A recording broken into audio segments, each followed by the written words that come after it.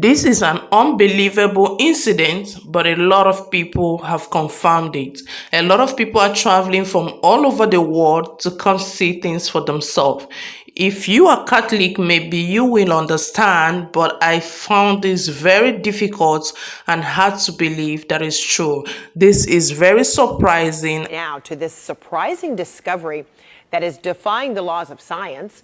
Crowds are flocking to the small town of Gower, Missouri, to view a Catholic nun's body that appears to show no signs of decay despite being buried for 4 years.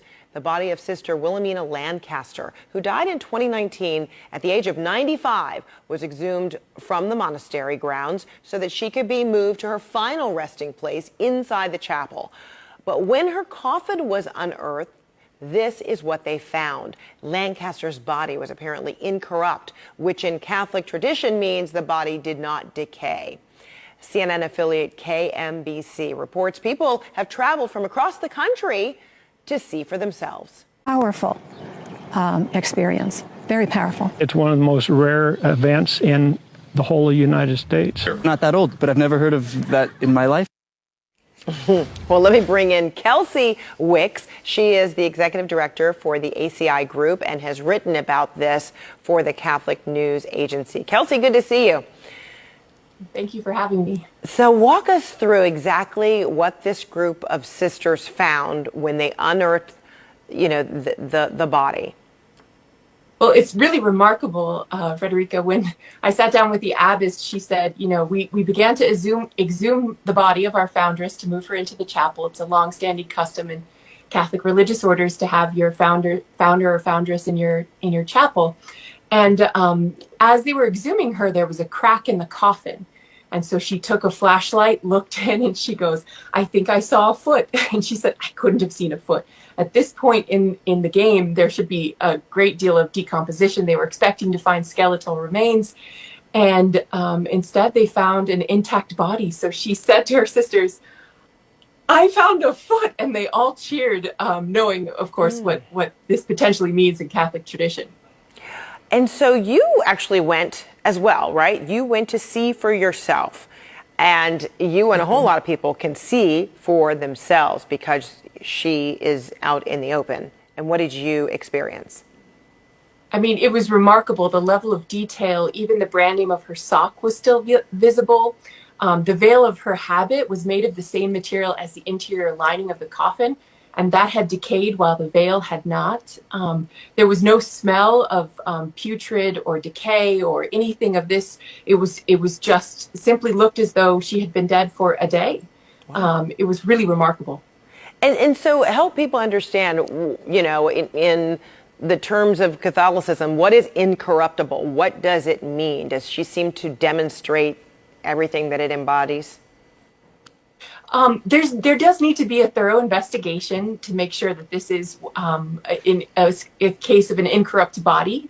But what it essentially means is that there's a lack of natural process of decay, and that points to a theological reality, which is that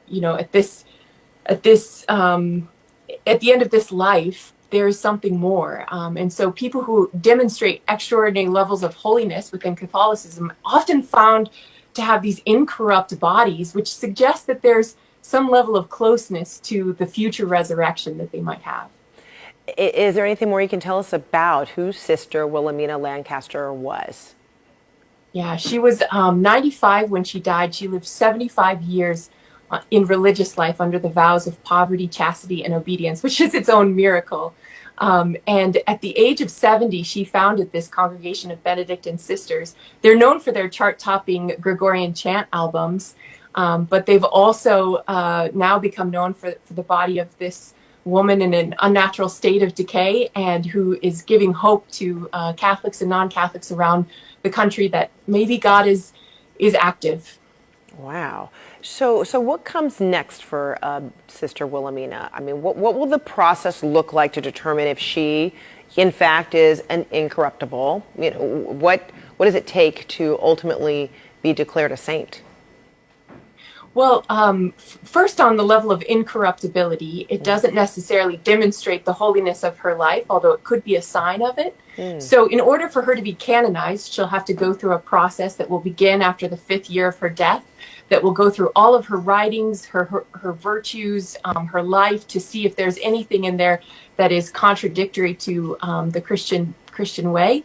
And then after that, she'll need 2 miracles, one miracle for beatification and one miracle for canonization. And this miracle, if it is found to be not as a result of any sort of fluke of the way in which she was buried or the conditions within the ground, which it does not appear to be, would not count for either of those 2 miracles. And what do you know about how she was prepared for burial? So the abbess told me, and it's been confirmed by the person who signed her death certificate, that she was not embalmed and that she was laid in a simple coffin and without a concrete sarcophagus around it and placed into the ground. And CNA did a series of interviews with morticians around the country, and many of them expressed their shock at the fact that a body that was not embalmed would be at this point of lack of decay. It's rather remarkable according to those that study mortuary science. Wow, it is remarkable. That's why so many people are flocking there to see for themselves. And apparently, there is a process that the body will actually be, going through this week, right? I mean, there'll be, a rosary involving, her sisters. And what else do you know? So what's fascinating is there will be 20,000 visitors by the end of this weekend, they are anticipating. So they've had to set up a whole meet and greet system. They have porta potties now on the property. There are people in lines, volunteers feeding them just to be able to walk through and catch a glimpse of Sister's body and to pray in front of it. And on the 29th, the sisters will hold a rosary procession, and then they will formally move her body into a glass enclosed case and put her final remains inside the chapel with the sisters while they wait to build a shrine to St. Joseph where they hope to bury her.